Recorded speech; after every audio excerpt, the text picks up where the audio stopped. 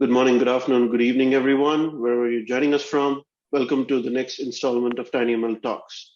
My name is Ravi Shankar Sivalingam from Qualcomm AI Research, and I'll be moderating today's talk. We have Mark Mazumder from Harvard University to present on the multilingual spoken word corpus, a massive keyword spotting dataset.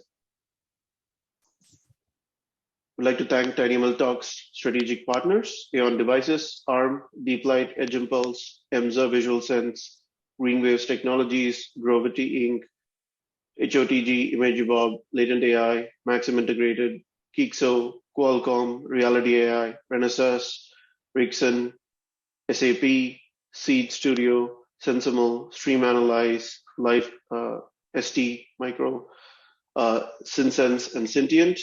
Thank you to all the sponsors and strategic partners who make these talks possible. Additional sponsorships are available. Please contact Olga at tinyml.org for more info. Just a reminder of the upcoming major event. The tinyML Summit 2022 is happening in person at the Hyatt Regency San Francisco Airport in San Francisco Bay Area. The tinyML Research Symposium is on March 28th. The call for papers submission deadline is on December 17th. And the entire conference is from March 28th to March 30th of 2022.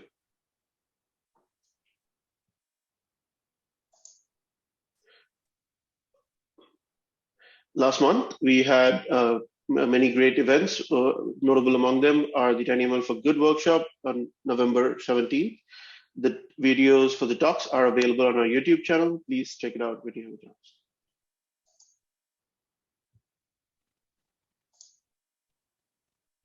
Our next tinyML talk is tomorrow, Wednesday, December 15th, by Arjit Okil and Githesh Kulkarni from Tata Consultancy Services and TCS Research on single lead ECG classification on wearable and implantable devices.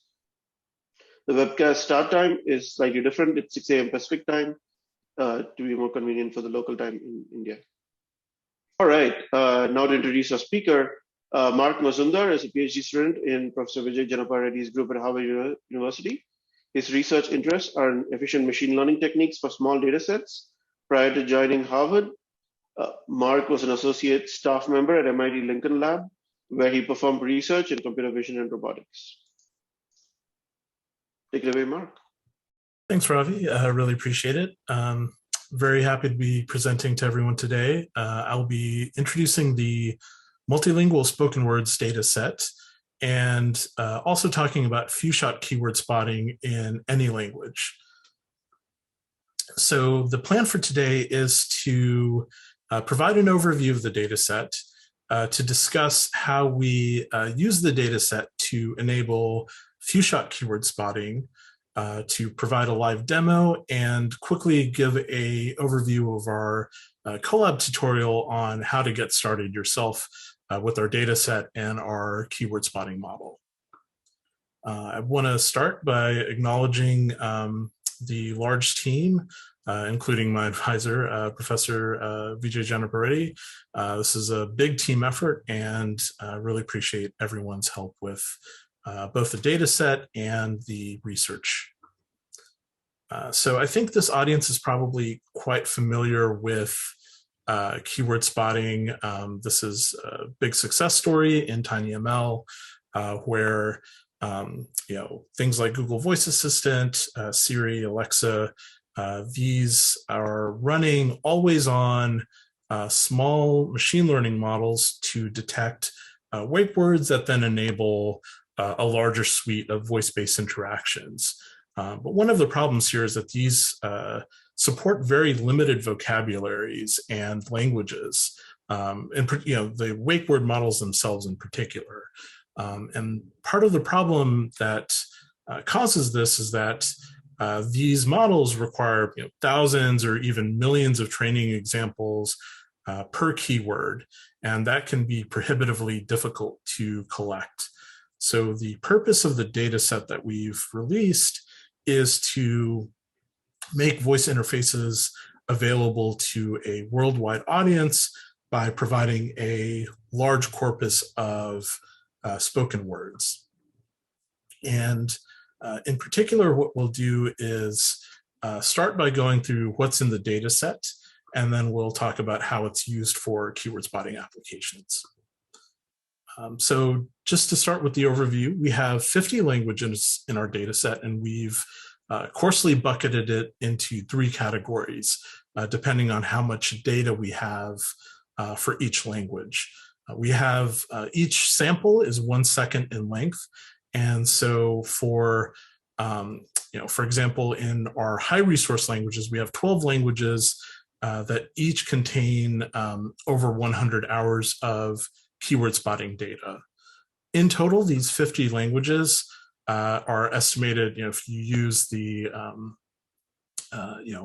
available estimates of number of speakers per languages, we think that this has a potential reach of over 5 billion speakers of these 50 languages. In a little more detail, this shows you the number of keywords and the number of samples we have on average for each language in each bucket. So for lower resource languages, we have roughly 500 keywords and around 10,000 samples, whereas on the other end of the scale, we have around 23,000 keywords and close to 2 million samples for the high resource languages. And in total, our data set contains 340,000 keywords, over 23 million audio samples, and this equates to over 6,000 hours of data. And even if you're not conversant in all of the languages in our data set, we also provide some open source tools in our data set to enable users to get a coarse characterization of the types of keywords we have in many of the languages in our data set. So we offer parts of speech tagging and natural language interface or semantic characterization tools that are, these are all kind of zero-shot models. And so you can look in languages, English, Spanish, Arabic, to see what words coarsely correspond to locations, technology, culture. This lets users explore the data set, whether or not they are conversant with those languages. The data set also includes train dev and test splits for reproducible research. We provide these splits for each keyword in our data set, and we also optimize for gender balance and minimal speaker ID overlap between our train and test splits.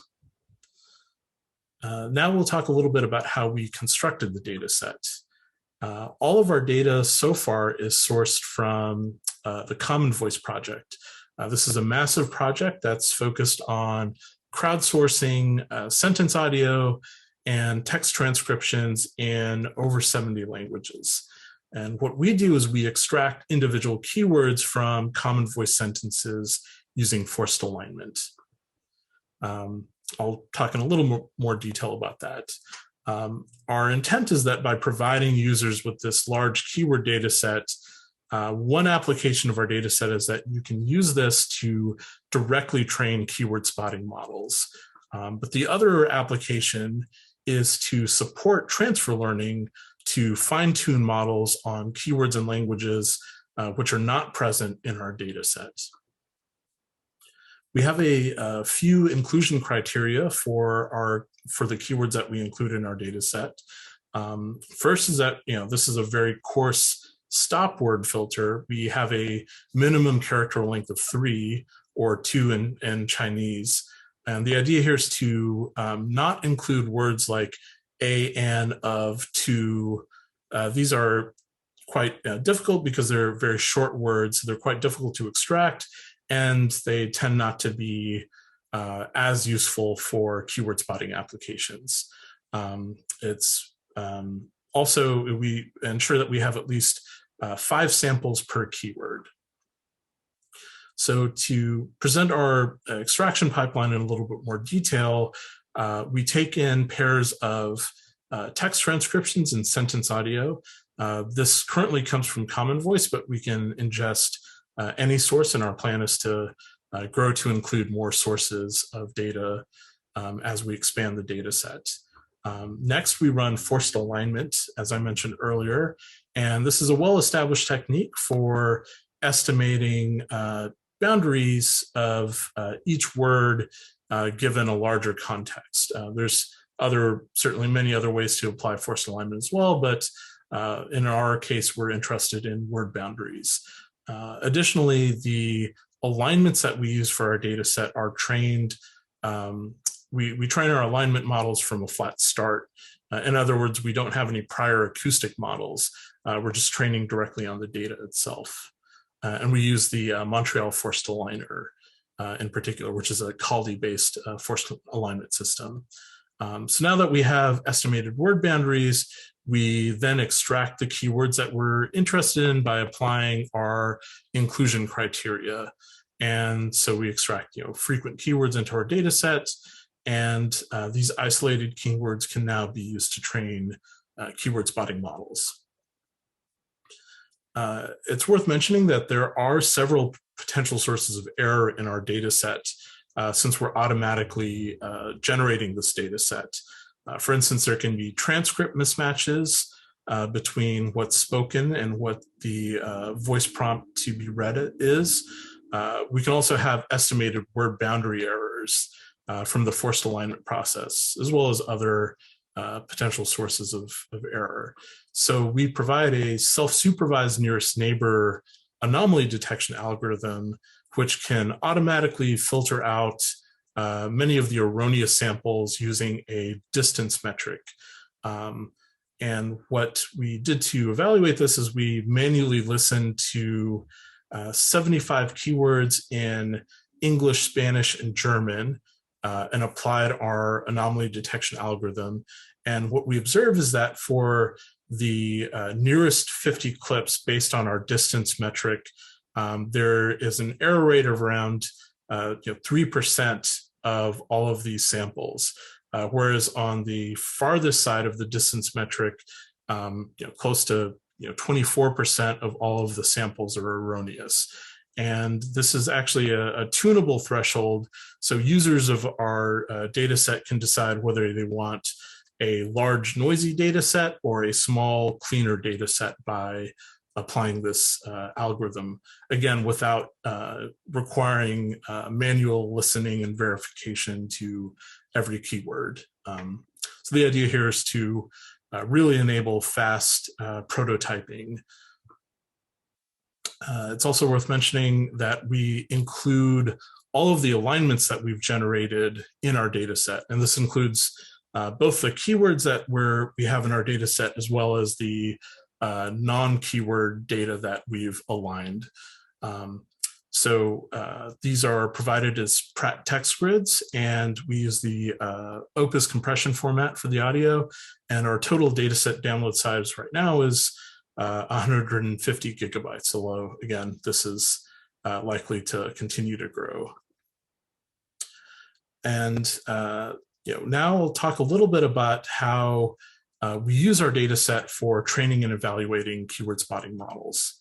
The main question that users of our data set may ask is there an accuracy gap between training a keyword spotting model on these extracted keywords that come from full sentences, or training a keyword spotting model on a purpose-built, individually recorded data set of keyword samples. And some of the potential sources of this accuracy gap could be core articulation effects, for instance, where words that are juxtaposed together are pronounced a little bit differently from words that are spoken individually. And so we try to characterize whether this accuracy gap is present, and if so, how large. The way we approach this is by comparing against Google speech commands, which is kind of the gold standard in keyword spotting research. This data set has 35 keywords in English and over 100,000 verified recording samples. So what we do to estimate our domain gap is we hold fixed a common keyword spotting model architecture. This is the DSCNN architecture, which is capable of being deployed on microcontrollers. And then we train two models. One we train on our data set, the multilingual spoken words corpus, and another we train on Google speech commands. Then we evaluate this model, both of these models, on the test split from Google speech commands. And we see test accuracy gap of around 7%. So this is roughly what we estimate the accuracy gap to be.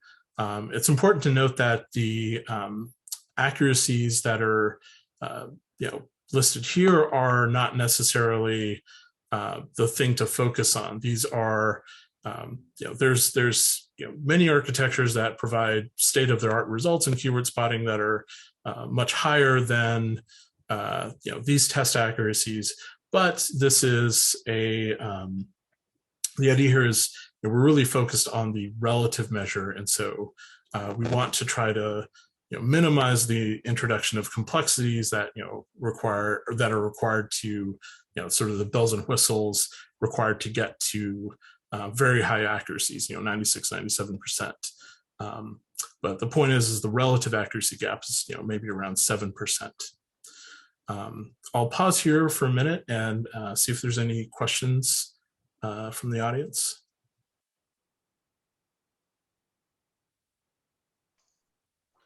Hi, I had a couple of questions in kind of related to what you're talking about isolation, speaking the keywords in isolation versus in generic text in the middle of sentences. When we use a keyword to reach out to a smart assistant in our home, the intonation is also slightly different, right? Is that something that you've noticed in the data sets, in the Google speech commands versus your data set? Yeah, definitely. There are certainly, pronunciation effects that are introduced. There's actually a paper, I believe, from Apple that actually looks into speaker intent and seeing how that relates to accuracy of speech recognition tools. So, the intent of the speaker when it's a command versus a question versus casual speech conversation. But in our case, we haven't tried to quantify that yet. But my suspicion, at least, is that it does have a measurable effect, but it's probably not the dominant effect. And part of what I think could address that still as an open research question is a suite of domain adaptation tools that are of course quite prevalent right now in machine learning research. And I think part of our future work is going to be trying to apply these domain adaptation tools to more closely target how words are spoken for keyword spotting applications. Got it. Thank you. There's another question from Randy. Was there any cleanup done on the audio as it is crowdsourced? It might be bad quality. I know you talked about outlier detection, but is there any other kind of cleanup? Our intent is really to include as much data as possible. So we purposely include data that we know is potentially noisy or could possibly cause issues during training. Since our view is that there's more data is always better, and we don't necessarily know what the users might want to filter out, what types of noise they might be interested in. They, in general, some amount of noise also very much tends to increase the robustness of models. So in general, we default to including all of the data, but as you mentioned, we include these tools to help users filter out, some of the data that's potentially really anomalous. Got it. Thank you. Another question is, I guess I don't know if you're going to talk about this, but in terms of the accuracy gap, there's some questions about what is the reason for that? If not necessarily intent, is the pronunciation different? When we listen to the samples, there's definitely a couple of samples that are even in the Google Speech Commands dataset, even though it's reference quality. There's a couple of examples where words might be partially cut off or slightly difficult to distinguish. However, these are also quite, the particular model that we use, this DSCNN architecture, we used a very small variant, the one that's kind of designed to deploy on some of the smallest microcontrollers available. So in general, these have a little bit stochastic performance, and as I mentioned earlier, the accuracies here are quite a bit lower than in some other architectures. So I think this is still kind of ongoing work that we want to investigate. The takeaway that we have right now is that there is a domain gap that's present. It could be due to several potential sources, but what we've seen so far is that our data set certainly is usable for keyword spotting applications, and our hope is that because this is a permissively licensed data set, it's free for commercial users, it will allow small startups to kind of quickly bootstrap and kind of reduce the time to solution or prototyping time for voice assistant applications without necessarily starting with that very onerous requirement of data collection. So kind of for more holistically looking at our data set, we want to enable rapid prototyping and sort of ease of development. And our intent, our expectation is that once you get something that's working very close to what is commercially acceptable, then it's more than likely that users will probably want to collect additional data themselves. Got it. Thank you. There's another question. I guess it's more of a comment, but are effects such as intonation or speech peculiarities taken care of since the training set contains enough speakers, so that effectively allows good generalization on the test set? Yeah, I think I would agree with that. For the cases that we have, a healthy number of samples. Here we list the number of samples for these 5 keywords, and you can see that they're quite comparable to the number of samples that Google Speech Commands provides. But because we're extracting from natural speech, it's also worth noting that the frequency of keywords for each number of samples for each keyword in our data set varies significantly more than purpose collected keyword data sets. So for several keywords that are rare words, we may only have a few samples available, and so it's still, there's necessary work to be done to try to preserve this small domain gap. And in particular, that's what I'll be talking about in the next portion of this talk, which is transfer learning, so that we can enable, we can still preserve a very small domain gap, even if you only have, say, 5 samples or 10 or 20 samples. And so in particular, kind of going into that avenue, let's kind of revisit our goal here. We certainly do want to make voice interfaces available to a worldwide audience, but we only have, we can only include so many languages, and it depends on how much crowdsourced data we can collect. So the question, for a more sort of aggressive goal is, can we support any keyword in any language with, say, just 5 examples? And so this gets into some of the research we've been conducting using our data set.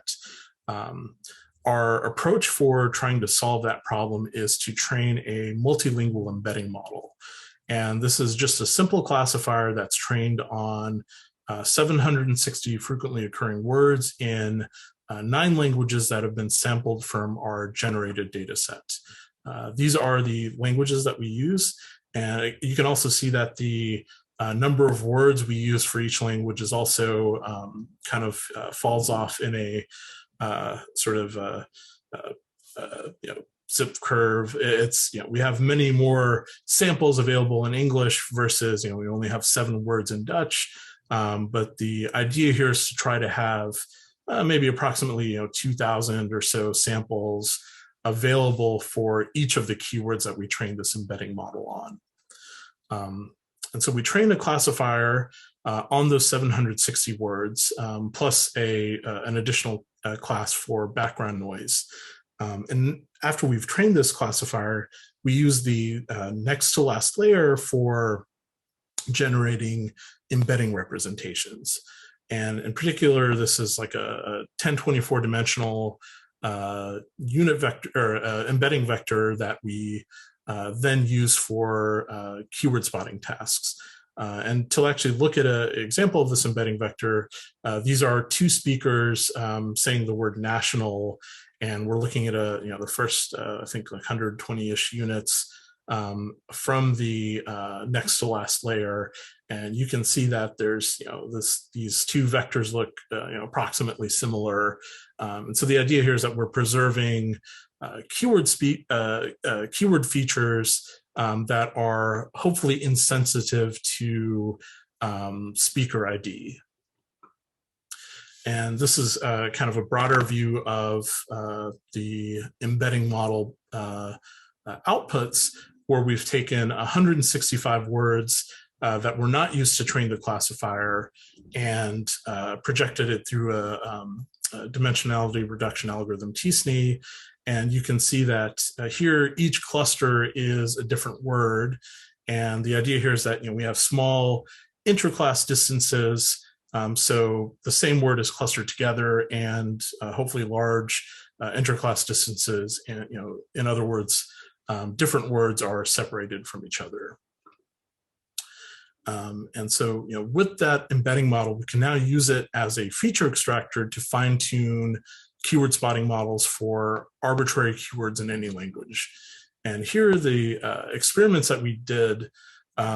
We look at just 5 training samples for these keyword spotting models. And so the intent here is to reduce that data collection requirement.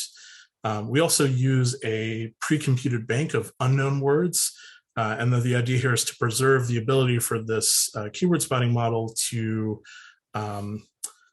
distinguish between target keywords, the 5 examples we have here, and unknown keywords. And so, of course, you wonder if this actually works in practice. And so how we evaluate this approach is we use 2 settings. We look at keyword classification and streaming accuracy. And we look at 440 keywords in total across 22 languages. And we take 5 training samples. So these are all 5-shot models for each of the 440 keywords. We'll start by looking at our classification results. These are shown as ROC curves. And so all of these languages that you're seeing here, these are languages that we trained the embedding model on, but all of these curves are on keywords that have not been seen by the embedding model. And the bands represent the average performance for each of our keywords grouped by language. And you can see here the accuracy is quite promising, around maybe an average of like 95% true positive rate for this given operating threshold. But more interestingly, as I mentioned, these are results from the 9 languages that the embedding model is trained on. If we look at an additional 13 languages that have not been seen by the embedding model, we actually see quite similar performance to these 9 languages. And so this suggests that the embedding model is able to successfully generalize outside of the languages it was trained on. Another interesting observation that we found was that if we were to train a monolingual model on each of these languages individually and then evaluate it compared to the multilingual embedding model that we just discussed, we actually see that performance improves using a multilingual embedding model relative to, for each of the languages, relative to the monolingual embedding model. And so this suggests that even without any additional training data in a language of interest, just training on more data in languages outside of your language of interest can improve performance. And so that sort of presents an interesting view on classification, but of course what applications for keyword spotting really care about are streaming accuracy performance. And so we evaluate these same 440 models in streaming accuracy tests, where we generate 10-minute clips in two scenarios. The first is a wake word scenario where we mix in the target keywords with non-target words in the same language. And for keyword search, we generate 20-minute clips where we take full sentences containing the target keywords and intersperse those with sentences that are in the same language but don't contain the target keywords. And we assess our streaming accuracy on the ability to detect the keywords in both of these scenarios. In the wake word scenario, we get promising performance around 87% true positive rate for a sort of reasonable operating point where we try to minimize the number of false rejections. But before I talk about the continuous sentence performance for streaming audio, one other observation I want to share. What we noticed is that our normal means of extracting keywords is to use the forced alignment boundaries and then pad the sample with silence out to 1 second.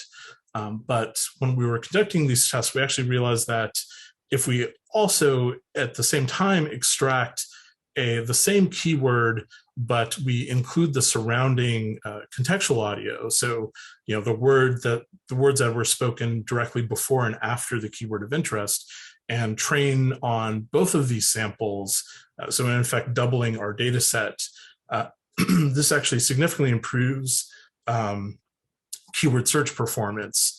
And you can see that performance gain here, where on the left, these are ROC curve, or actually FRR curves for the embedding models trained on 22 languages, but only using silence padded keywords.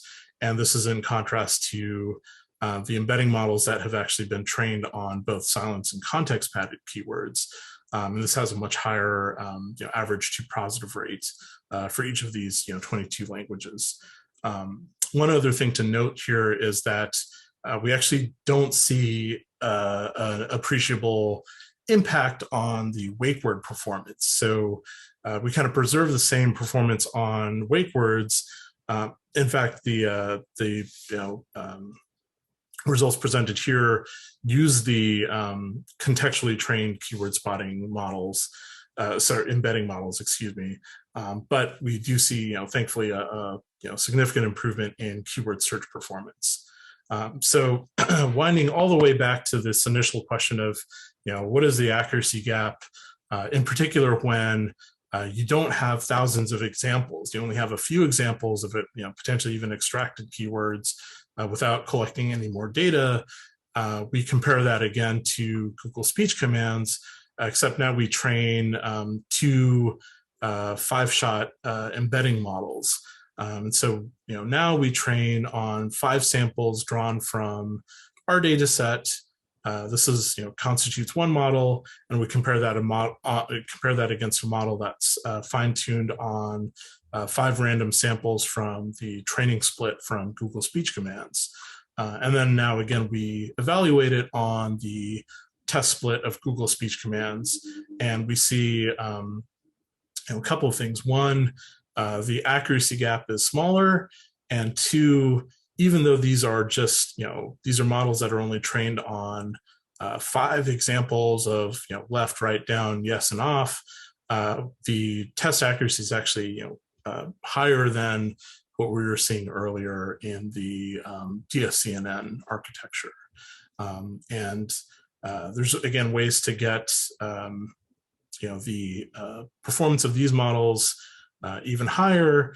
You can see there's quite a big spread in the standard deviation here, but these are few shot models, so they're quite sensitive to the specific samples used. And our expectation is through future work that we'll continue to be able to improve accuracy, in particular by more sophisticated means of training the embedding model.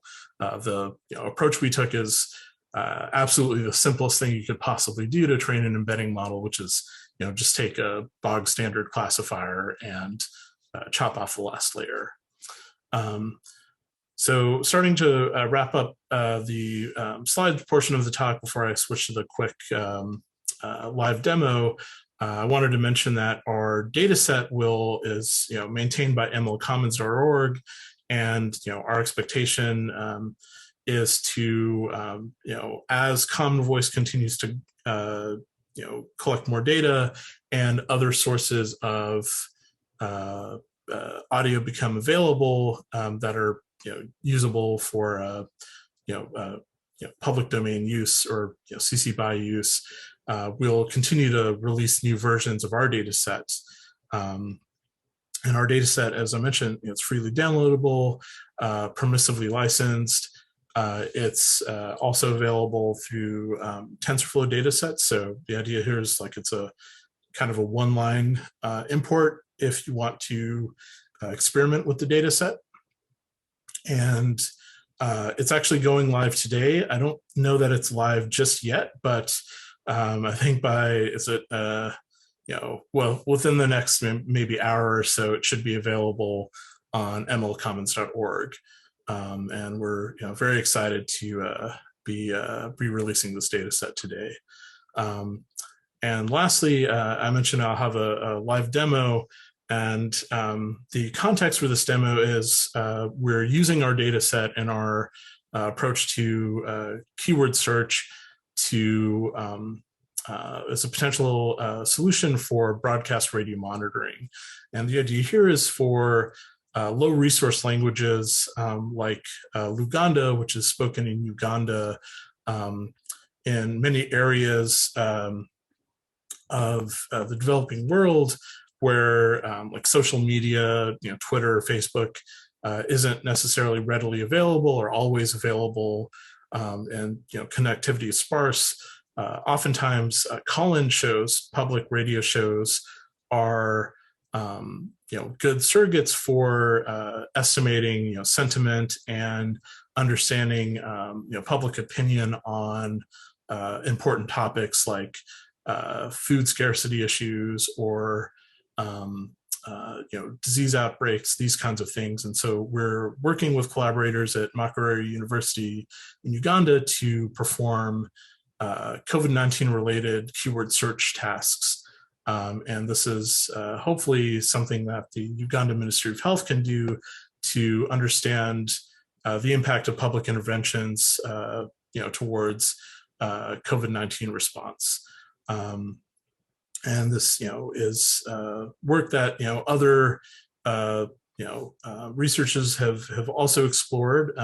This is kind of in general a low resource keyword search application space, but we're very excited that we can take our data set and our approach and try to provide a new solution that's extremely efficient in terms of the number of samples you need to provide to add new keywords into the search system. And the way we do this is our partners at Makerere University have provided us with a large corpus of transcribed radio data, and we do kind of the same thing. We intersperse target clips with non-target clips to search for terms of interest related to COVID-19. So I'll switch to the live demo in a second. Just want to wrap up here on the slides. We're releasing our data set with 50 languages, over 300,000 words, and 23 plus million samples. We're including alignments for all of Common Voice, self-supervised outlier detection method, hopefully a large suite of tools that are useful for keyword spotting research and advances the ability to provide voice-based interfaces to many languages, not just the common high resource languages like English. And we also observe that for training keyword spotting models, more data always helps, and including audio context is also helpful for keyword spotting applications. But with that, let me share my screen for the live demo. 1 second, please. And this interface is what we use to actually explore our keyword spotting results. And this is also available at our repository. So I'll play a couple of examples of the keyword, our few-shot keyword model applied to searching for occurrences of the word mask in Luganda. And I probably won't pronounce this correctly, but mask in English is, I think, also pronounced as masiki in Luganda. And so you'll hear in these regions in blue are detections from our keyword spotting system, and blue and in red as well. So these are the true and false positives that we later go back and associate with the transcripts that we have available. So I'll play a couple of examples here. Tangira ekirwadde kino kubanga nga bw'omanyi si masiki eno wadde ebeera ng'ebikuzooza mukutte masiki zino muziwola nga si njoze mukutte masiki muzisuulasula buli we musanze kunaaba mu ngalo ne masiki mu maaso atalina masiki tajja kuyingira katali azigoma gwe kama Oluganda ebasiwe onagambye nti kwendi nnyo nze lugolo bipita elwensinga naye kakati nze mbuuza lwaki masiki tezikkirizibwa mu celebration. So hopefully you all could hear that. There's examples of few different pronunciations that have been detected for both kind of the English pronunciation of mask and the Luganda pronunciation. There's one false positive here shown in red. There's a few more samples that we could listen to, but hopefully this gives you a rough sense of the performance of our system. And this was trained on 10 examples, I believe, of the keyword mask. And none of those 10 examples actually came from radio data, interestingly enough. So I spoke earlier about domain gaps. One of the nice things that we've seen is that our Common Voice, trained embedding model is, sufficiently able to tackle a, somewhat different domain. There's no radio data in Common Voice.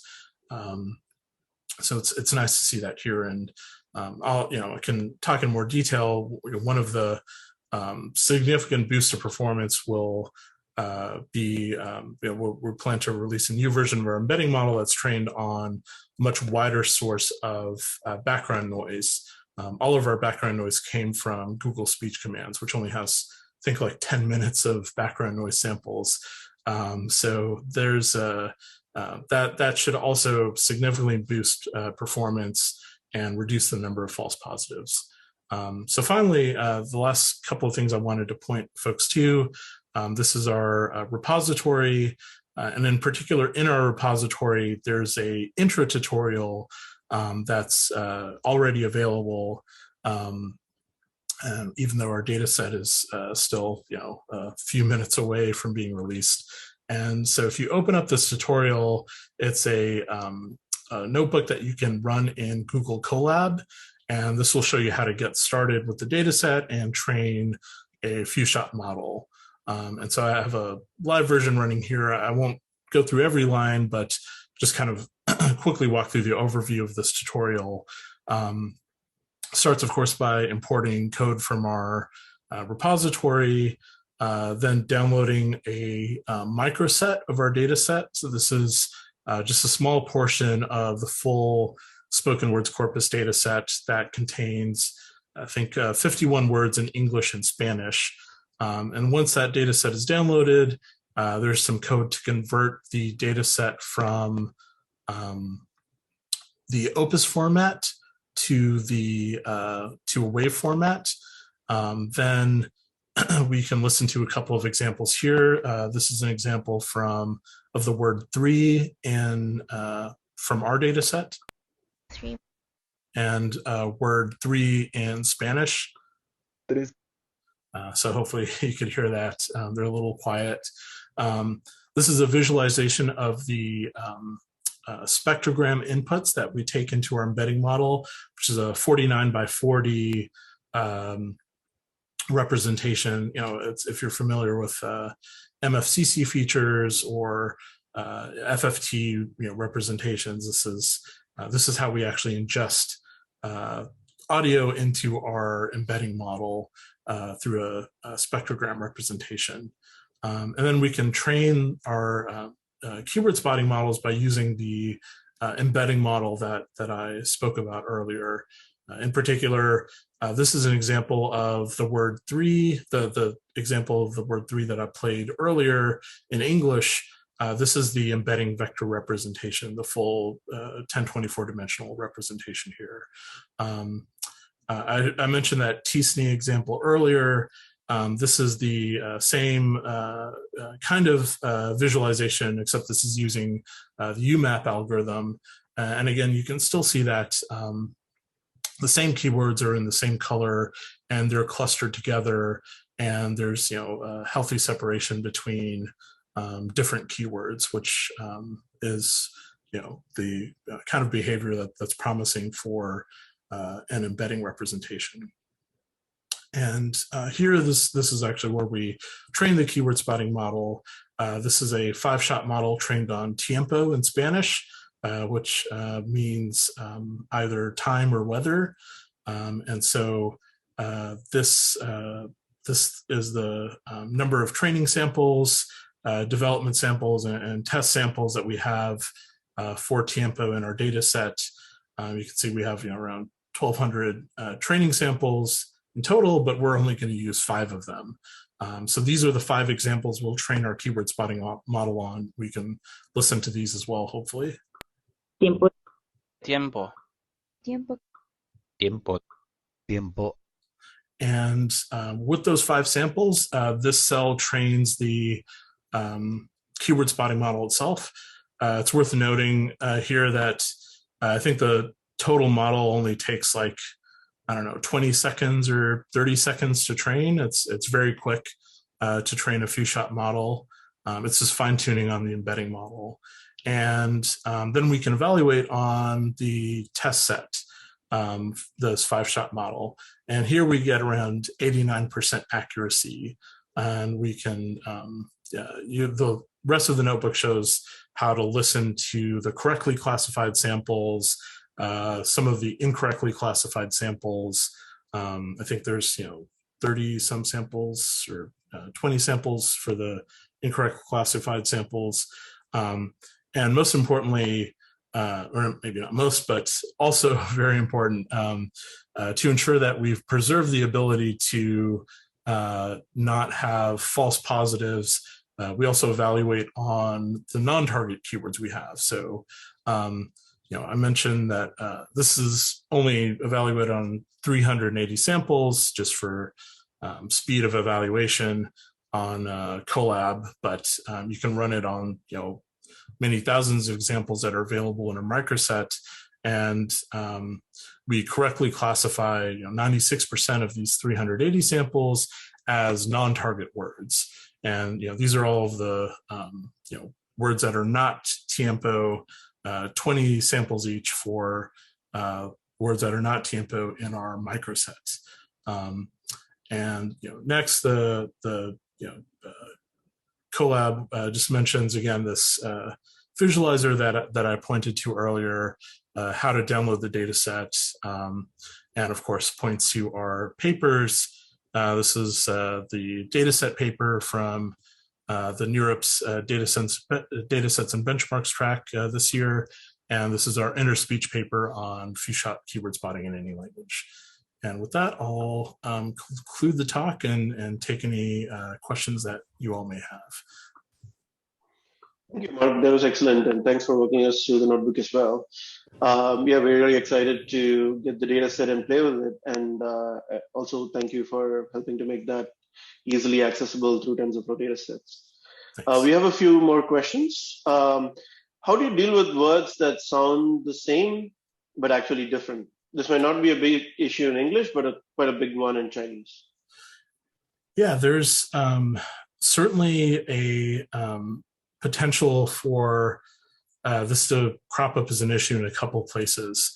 I will say that when we trained our embedding model, we specifically ensured that we didn't have any words that were spelled the same in different languages, but we weren't, super careful about it. We didn't ensure that, things weren't, I guess, homonyms. I don't know if that's the right word. But the truth is that, there's only so much you can do if, there's two words that are different, let's take the word bear in English, for instance, right? There's the animal and there's, the absence of a covering.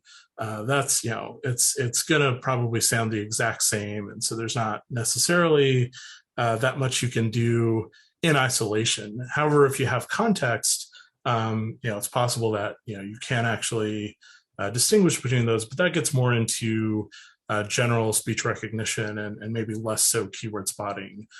So I don't know that I have a great answer for that, other than one of the things we did notice is that if you have very similar sounding words in different languages, like color in English, and again, I'm probably will mispronounce this, color in Spanish, there's also examples that are even much more close in different languages.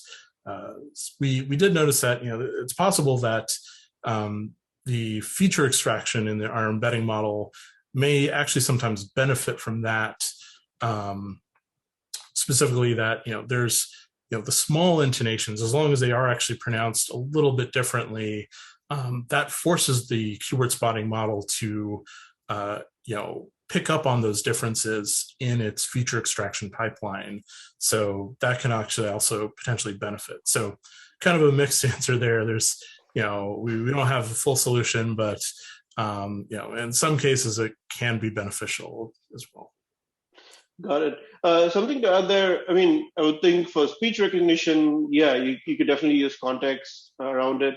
But for keyword spotting, especially if it's like a wake word, you might not be able to. But I would think that for keyword spotting applications, people can choose keywords that are unique. I mean, there's a reason why the current assistants probably have certain keywords or have certain like hey or hello or something before that keyword, because that combination might be kind of unique and not commonly occurring. So perhaps even using your data visualization of the embedding, you could choose like the remotely located like outlier clusters to choose as a keyword for a particular new product, for example. Right? Yeah, definitely. Yeah, I think in particular, a very natural application of our data set is to glue two words together, as you had mentioned, right, and form a phrase. And that immediately increases the likelihood that the model will not trigger on false positives, as well as the true positive accuracy tends to shoot up significantly. The longer words are, the more accurate the model is. Yeah, that's true. Great. There's some other questions about the data set metadata. Like, does it have metadata like age, gender, etc.? Yeah, these are things that are voluntarily provided from folks who donate their voice to Mozilla Common Voice, and we do carry that over if they are available. So if the recordings or the users that are providing the recordings also include metadata about themselves, we also include that in our data splits. Got it. Another question is about how do you handle dialects that will affect the pronunciation within each language? Yeah, another good question. One of the nice things about Common Voice is that I noticed that in English, for instance, there's quite a healthy mix of accents. They specifically are interested in collecting a wide range of accents. And, we are, certainly interested in better categorizing the performance of our data set as is on, different accents in English and other languages as well. But we're right now, it's the initial release of our data set, and we've got, as I mentioned earlier, we include all of the data that Common Voice has, and unfortunately, if Common Voice doesn't have a given accent or dialect, that means we're not going to have that as well. But again, I'll mention for folks who are interested in the few-shot, embedding model approach to keyword spotting. One thing that seems to be true is that training on languages that are outside of the target language does seem to help performance for various accents within the target language. And actually, we had a visitor to the NeurIPS poster presentation that also mentioned that in their experience, they work in a atypical speech or dysarthritic speech contexts for folks that might have speech disabilities. They noticed that training on multilingual data may even help applications in that aspect, and that's something we're very interested in expanding our work to include. Got it. Thank you. And we have time for one last question about, there are other data sets out there that are not necessarily about words or specific like language, right? Like audio set that contains other kinds of ambient sounds. Have you considered, or what are your thoughts on pre-training using that in addition to the embedding that you've generated using the common words? Yeah, so audio set itself is a little bit difficult to get a hold of. I think it's, you have to scrape YouTube, but there's actually a really useful free sound data set that contains, large class of, background noise, music, voices, all sorts of, additional potential augmentation data. And it's a large portion of that is available under the CC BY license, so it's usable for commercial applications as well. So definitely, we plan to release a new version of our embedding model that's trained with that additional background noise data, and we expect that to help. Is that answering the question? Yes, it does. Okay, yes. great. Thank you. Thank you. That's all the time we have for questions. And please do continue the conversation at tinyml.org/forums. And I would also like to encourage the audience to not only try this data set out. Obviously, a lot of us are going to go do that immediately today, but also go and contribute to the data sets like this through Mozilla, Common Voice, and such open source initiatives. That will help build more research data sets like these and really propel the machine learning community. Thank you so much, Mark, and your team for the great work that you've been doing. Thank you. Once again, we'd like to thank all our tinyML Talks sponsors and strategic partners. ARM, architecting a smarter world, powering innovation through AI. DeepLight uses AI to make other AI faster, smaller, and more power efficient. Edge Impulse enables developers to create the next generation of intelligent device solutions with embedded machine learning. Emza Visual Sense, the I in IoT, enables edge AI through ultra-low power visual sensors.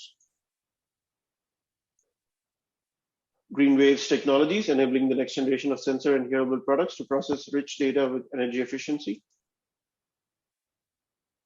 Gravity Inc., software development services for tinyML solutions. HOTG, distributed infrastructure for tinyML apps, latent AI, adaptive AI for the intelligent edge, Maxim integrated, the new Max 78,000 implements AI inferences at low energy levels. Now the edge can see and hear like never before. Kixo AutoML, automated machine learning platform that builds tinyML solutions for the edge using sensor data. Qualcomm AI Research, advancing AI research to make efficient AI ubiquitous. Reality AI with pre-built edge AI sensing modules plus tools to build your own. Renesas, a broad and scalable edge computing portfolio with AI, digital analog power solutions, security and safety, and cloud native. Seed Studio, the IoT hardware enabler. Sensible, building smart IoT sensor devices from data. SynSense builds sensing and inference hardware for ultra-low power embedded mobile and edge devices. Sentient, moving artificial intelligence and machine learning from the cloud to edge devices. Thank you again to all our sponsors and strategic partners. A reminder about the next tinyML Talks is happening just tomorrow. Thank you again, Mark, and thank you everyone for joining us today.